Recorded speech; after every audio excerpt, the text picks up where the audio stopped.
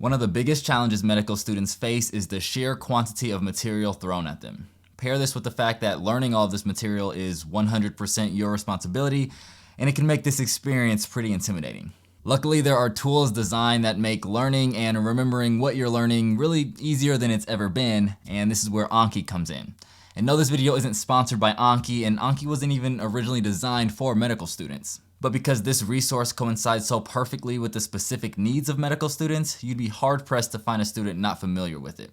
Now, Anki can be a little difficult to set up and really know how to use, and because of this, a lot of students are drawn away from it. But in this video, we're gonna walk through why it's so valuable, how to set it up, and how to use it to really succeed in medical school. I'm going to show you specifically how I use it and all of the settings and the decks that I use that have helped me be successful as a medical student. And many of you may just wanna copy these settings down and not get too much into the weeds of this pretty complex tool, and that's perfectly fine. And others of you may wanna use this as a foundation and customize it further for your specific needs, also perfectly fine. But either way, this video will give you a foundation for how you can approach your work, and I am so confident that it will set you up for success as a medical student.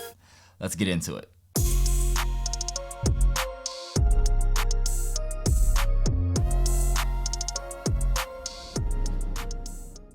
What's up, YouTube? If you're new here, my name is J.R. Smith. I'm a medical student at the Mayo Clinic, and it's been a minute since I've seen y'all. My wife Madison and I, we recently got back from Cancun. We had a few weeks off from school, so we just enjoyed that laying up on the beach and enjoying kind of not doing much work. But now we are rested, rejuvenated. I'm back home, back in school, and back ready to provide you guys with some videos. And I've been really excited about this one. Most of you guys know that I am a huge Anki proponent, and I have been promising most of you guys that I would make a video for you guys. So thank you for your patience. I think that it's gonna be worth it. Now, I've been using Anki since I started medical school, and I actually recently spoke with a few of our first year medical students here at the Mayo Clinic about Anki and how amazing it is. And honestly, that's what motivated me to have a sense of urgency to really bring this video out to you guys. So Anki is the Japanese word for memorize, and it's used in a variety of settings. Even Roger Craig, who used to be the record holder for most Jeopardy award winnings, used Anki to memorize a lot of just random facts that you need on Jeopardy. And it's becoming more and more frequently used in medical school. A study in 2015 by Washington University School of Medicine surveyed their students and found that 31% were using Anki, and found that the use of Anki flashcards was a significant independent predictor of Step 1 scores. And for me personally, I think it's the primary reason I went from being an average student in undergrad to really excelling in medical school. And the reason is because it forced me to use two very important methods of learning: active recall and spaced repetition. These are the two most effective ways of learning and then remembering what we're learning, and since that's essentially our job in medical school, Anki should be our best friend. Active recall is essentially just testing yourself. It's the idea that actively working our memory and pushing ourselves to retrieve information will be much more effective than things like reading and highlighting text. Let's think about two separate students who are reading a textbook on arthritis, and as they're reading the textbook, they come across a part that says osteoarthritis is the most common form of arthritis. Both students decide that this is something that they want to remember. One chooses to highlight it, and the other writes down on a note card what is the most common type of arthritis and puts the answer on the back. Now, when the second student gets to the end of the chapter, he pulls that note card out and tests his memory. Now, who do you think will remember that fact better? The literature says that the second student using active recall is going to remember this information much better than the first student who is using more passive modes of learning. A recent research study reviewed the literature on 10 different learning techniques, and they showed that practice testing and distributed practice had high utility and showed greater effectiveness than things like rereading, highlighting, and summarizing. Practice testing is what it sounds like. It's testing yourself. It's the same thing that that second student did when he wrote down that question on the note card and then used it to test if he remembered what he read. Distributed practice took this a step further and was defined as using a schedule of practice questions that spread out the study activities over time. And this brings us to spaced repetition, the second concept medical students should use so that we're not only learning material, but we're actually remembering what we're learning. Now, this is even more straightforward than active recall. It's just scheduling out time that you will review the material you're learning. And by doing this, we're avoiding what has been termed the forgetting curve, which states that over time we forget things, which may not come as a surprise to you. But it claims that every time we refresh ourselves on what we learn, the time it takes to actually forget it lengthens, and eventually this can actually become permanent knowledge for us. This was discovered by a German psychologist named Hermann Ebbinghaus, who essentially tried to remember fake made-up words and tested himself on these words over varying periods of time and plotted his results on a graph that we now term the forgetting curve. And on this graph, you can see that information is lost over time when there's no attempt to retain it, but every time that we consciously review that material, it takes longer for us to actually forget it. And this makes sense, right? Think about being introduced to somebody for the first time. You may struggle to remember that person's name just one day after meeting them. Now think about a close friend who you haven't seen in years. It probably didn't take much to recall that person's name, even if you haven't used it in ages. And it's because when you were building that relationship, you were constantly using that name, whether it was a couple times a day or a few times a week or even months.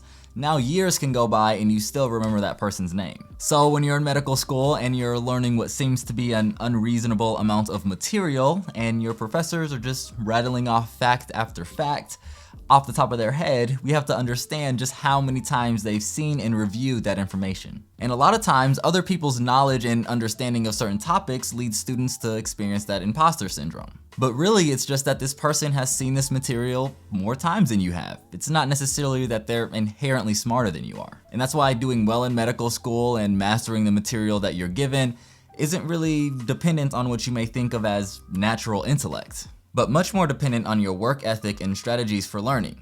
We should be thinking, how can I consistently review and test myself on the material I'm learning? And there are a ton of ways that you can go about this, but I can't think of anything more effective and efficient at accomplishing those two things, spaced repetition and active recall, than Anki. Anki is essentially a collection of note cards that you can either create yourself or download that first tests your knowledge, no different than writing down on a note card what is the most common form of arthritis, but it also employs spaced repetition because you'll continue to see this card time and time again over varying time intervals based on how well you remember this information. And what's amazing is that this tool uses an algorithm specifically designed to overcome the forgetting curve. So as you're learning things in medical school, Anki allows you to really solidify that knowledge essentially on autopilot.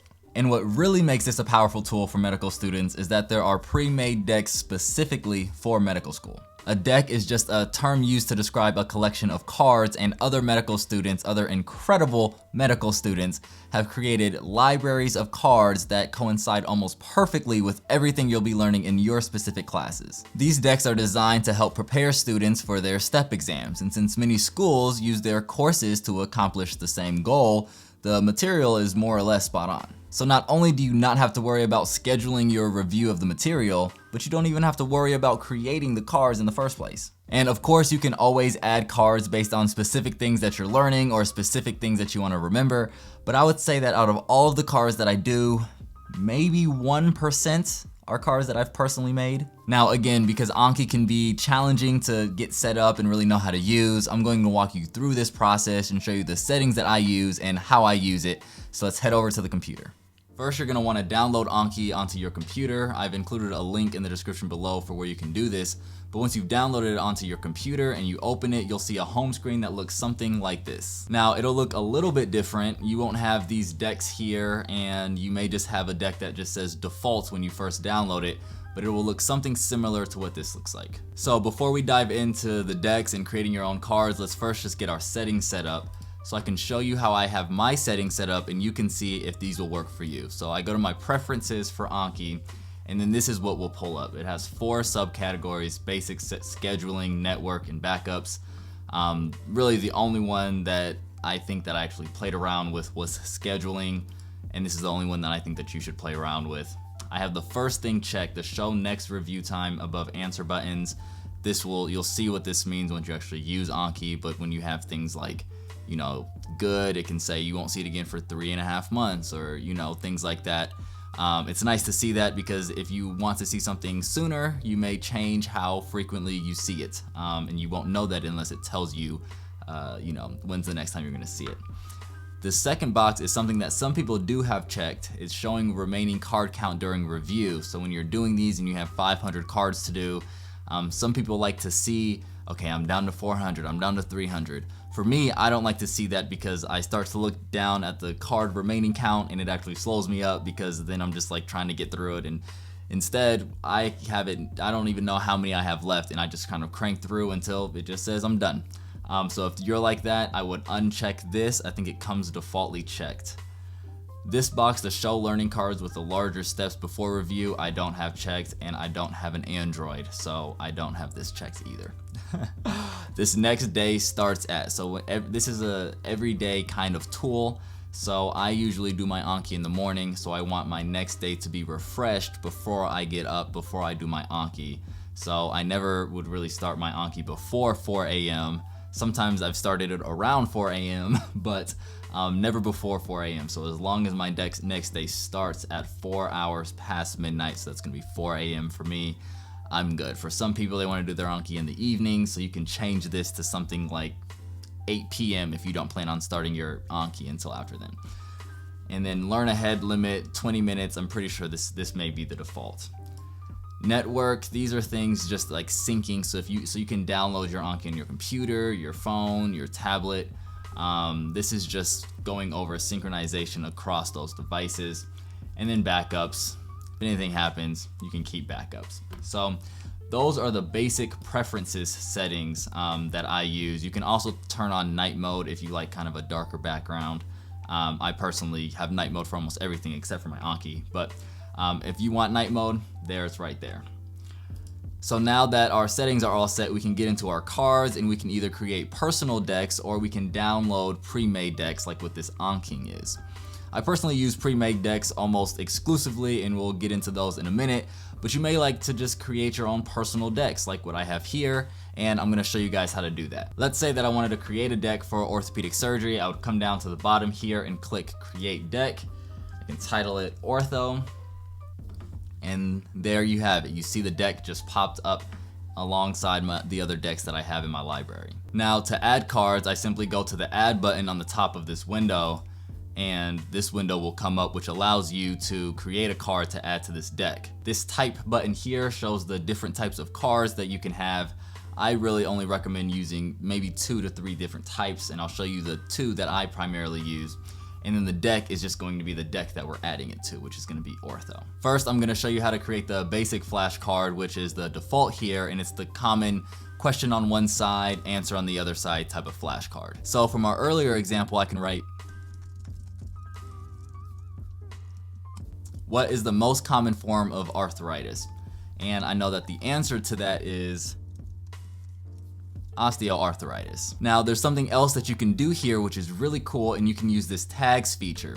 And so let's say that I wanted to tag this arthritis. So now whenever I wanted to study any cards that I made related to the topic of arthritis, I can find all the cards that I have on this topic. You can do other things like bolding or underlining text and things like that.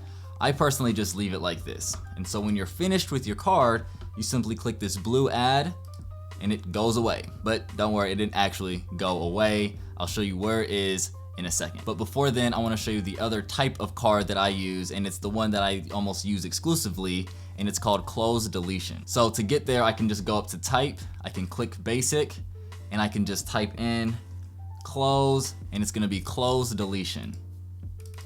Now, instead of having the classic front back flash card, I now have a fill in the blank style card, which I found works in many more different settings than the traditional front back style card. So I'm gonna use the same question that we had before, but now I want it to say blank is the most common form of arthritis, and I want that blank to be osteoarthritis. So I'm gonna just type in the true statement, and now I'm going to substitute osteoarthritis with a blank statement, and I'll show you how I do this. So I highlight this, you can just double click it, and you're gonna use this bracket tool over here. You see that it says close deletion. You can also use keyboard shortcuts Command-Shift-C if that interests you, but you can just click that, and what it does is it puts this in brackets. And you'll see what this looks like once we get to the card. Again, you can see that the tag arthritis actually stays there, which is nice because if you're making a lot of cards on the same topic, you don't have to keep putting in the tag.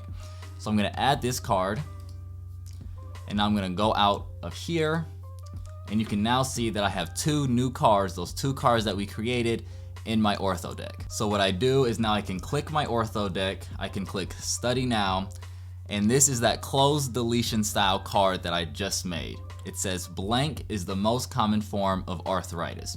And you can see now that this blank is in those same kind of brackets, but I actually can't see the answer. So on the bottom here, you can click show answer. Alternatively, you can click the space bar, which is much more efficient, and this is what I do. But first I have to answer this question in my head. So osteoarthritis is the most common form of arthritis. Again, testing myself, I click the space bar to check it, and there we have it. But at the bottom, you can see if I missed it, I can click again, and I'll see it again in 5 minutes. If I got it, but it maybe have taken me 5 to 10 minutes to really remember what it was, I can click hard, and I would see it again in 12 hours, or just at the end of my Anki session. If I got it, I can click good, and I'm gonna see it again tomorrow. And if it was really easy, I can click easy, and I would see it again in 4 days. So these are those time intervals that we're able to see. And again, you can use keyboard shortcuts. So again would be a 1, hard would be 2, good would be the space bar or 3, and hard would be 4. I usually just alternate between 1 and the space bar, so either I got it or I didn't. But you may want to utilize these different options when you're using your space repetition. So since I got that one, I'm gonna click the space bar that I got it good. And now we have the second form of the card that we created, that basic style card. What is the most common form of arthritis? Osteoarthritis. And it's gonna show me that just like a front back card would. So now I'm gonna click good again. It says I finished my deck for now. I can go back to my decks, and I don't have any due cards. Now this is how you can add your own cards in your own decks, but again, the cards that I create make up a very, very small fraction of the cards that I actually use to review. There are a ton of pre-made decks out there which were created by incredible medical students that have essentially everything you need. Specifically, this Anki deck here is what most medical students use, and this is what I use, and it's, in my opinion, the most valuable tool that medical students can have. I'll include links to this deck in the description, as well as a link to a Reddit thread where you can find a ton of other decks that are specific for medical students, like this anatomy deck that I have. Now, before hopping into this deck, you actually want to install a few add-ons into Anki, which are just tools that make Anki run smoother and make really large decks like the Anki a little easier to navigate. So to do this, you just go up to Tools, and you click on add-ons, and when you do that, this will pop up. So you can see I already have these add-ons here, the most important of which that really corresponds well with the Anki is this hierarchical tags 2. And so to do this, all you have to do is Google Anki add-ons. You'll get a list, and those list of add-ons, whatever add-ons you want, have a corresponding number associated with them. You just click get add-ons, you type in that number, you click OK, and like you see right here, it says changes will take effect when Anki is restarted. So you'll click OK, you'll continue to put in all of the numbers that you want for your add-ons, and then you restart Anki and they're already automatically updated into your Anki. So I'll again have links to where you can get these add-ons set up into your Anki, but it really just makes everything a lot more smooth. So now that I have my add-ons, I want to adjust a few settings in here, and I can show you the settings that I use with my Anki deck. So the first thing on here references what time intervals you're going to use when you get a card wrong and you get a card right on your first day. So for me, when I get a card wrong, I want to see it again in 5 minutes. So this is what this means right here. If I get a card wrong, I'm going to see it again in 5 minutes. When I get a card right on the first time that I see a card, I'm gonna see it in 1440 minutes, which is 1 day. I don't know why it's only in minutes, but 1440 minutes is 24 hours. The next thing is order, and so I wanna show new cards in random order. This is how I like to do it. If things are in the specific order, then I'm not really thinking about the card and I'm just remembering the order, so this kind of helps me avoid that. Now, new cards per day, we're gonna try to max this out, and it doesn't mean that this is how many cards you're doing, but it's important that you put this to 9999 so that you don't have a limit on how many cards you can do in a day. My graduating interval is just set to 3, my easy interval is set to 4. So again, on that card that said what is the most common form of arthritis, and I knew it was osteoarthritis, I could have clicked easy and I wouldn't have seen it for another 4 days. So that's what this is referring to. When I go over to reviews, again, we're gonna have this maxed out to 9999. you can see these settings here. I honestly didn't play too much around with these settings other than this maximum interval. So this maximum interval I think is pretty important because I set this to 180 days, which is 6 months. And that means that no matter how well I know a card, no matter how many times I get it right in a row, it won't go more than 6 months without showing me that card again, because I think if I waited 2 years to see a card, it'd be over my head, regardless of how many times I've seen it. And when you have things like STEP coming up in these other exams, I just want to be able to see things. I don't want more than 6 months before. So for me, I set that to 180 days. Over in lapses, what I thought was important is a leech threshold. So let's say that I missed something 8 times in a row. That's going to try to tag that card. But the leech action that I wanted is just to tag it, because I can miss something 8 times in a row and I don't want this to think that the card is broken, because sometimes I might be broken. So if I miss something 8 times in a row, it's just going to tag that card for me. Under general, I don't really mess around with these settings, and there's nothing here to mess around with unless you're really into code. And now we're back to the homepage. When you've done this, I'm sure your Anki now says a ton of cards right here under new.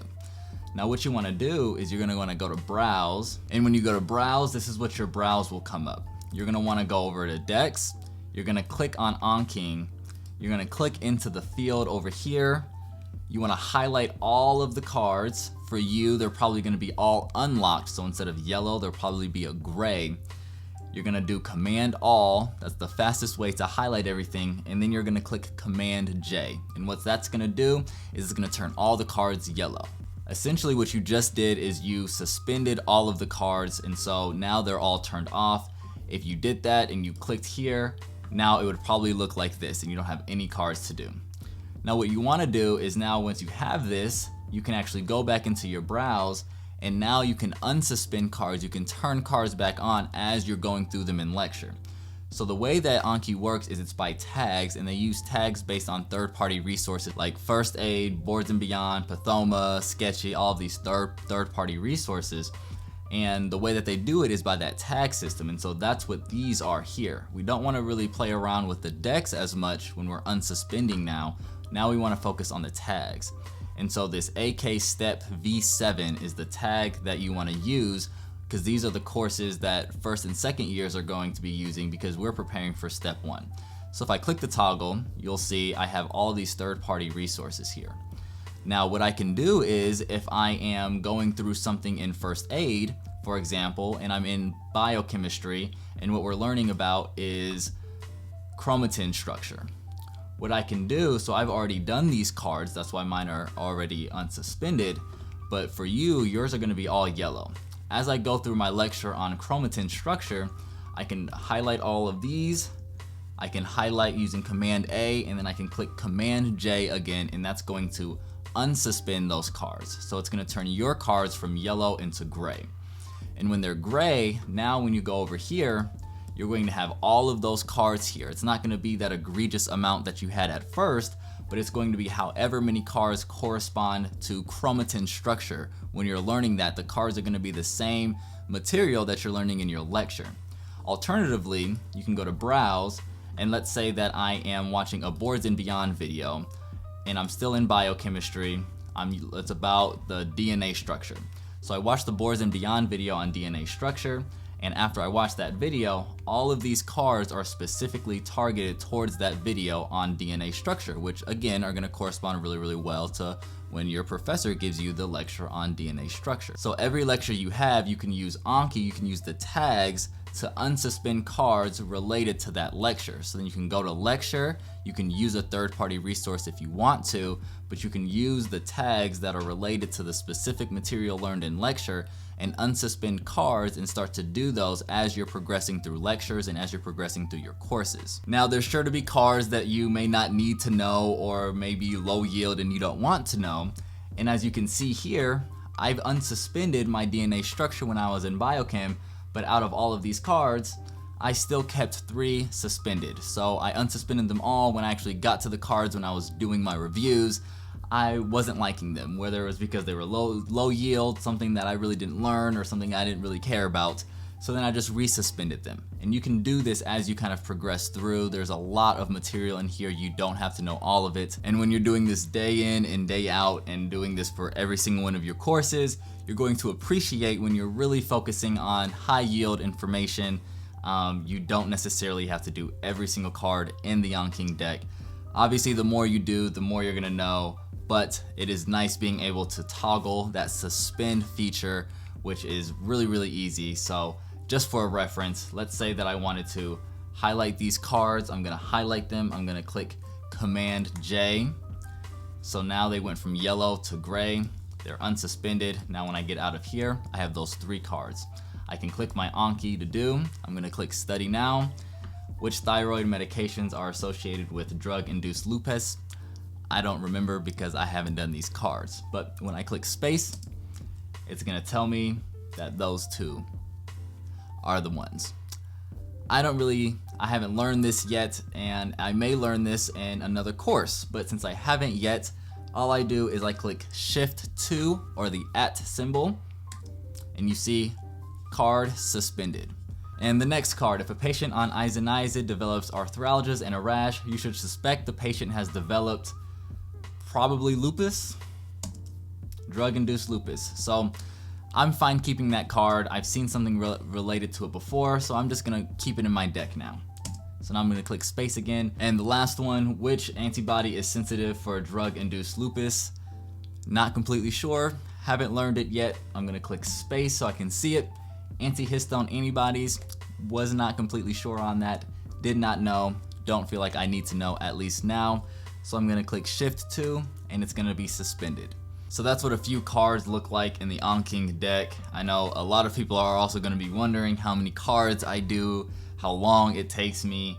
You can see today I did 480 cards in a little less than 2 hours. That's about typical for me, and you can see that my daily average is about 400 cards. You can also see that I have a streak of 222 days, and Anki is one of those things where it's important that you do this consistently every single day. That's how you utilize the spaced repetition so that you can avoid that forgetting curve, and you utilize the algorithm by coming in and day out to do the Anki. That's the hardest part about this, but as you can see, again, 2 hours every day of doing Anki isn't the worst part. And again, as medical students studying, learning, this is our job. If we can commit to coming in and day out, we're gonna be doing really well in our courses, and most importantly, we're gonna be solidifying knowledge in our brain that's gonna make us good doctors. So that's how I use Anki and why I think it's the most valuable tool for medical students. I hope that you guys enjoyed this video. I hope that it was worth the wait. And most importantly, I hope that it helps you get through the grind of medical school. If you did find this video helpful, make sure you smash that like button and consider subscribing if you haven't already so you don't miss any future uploads. I hope this video can make the transition into finding out how you learn best a little easier, and most importantly, help you grow as a student and a lifelong learner, because really that's what we're here to do. And as always, keep evolving, and I'll see you guys in the next one. All right, before I go, I don't know if y'all noticed, but look at this dope mug that my sister-in-law got me. We got all of these amazing black male figures. We got Martin Luther King, Obama, we got Malcolm X, Frederick Douglass, Muhammad Ali. Drinking coffee out of this gonna make me get through anything.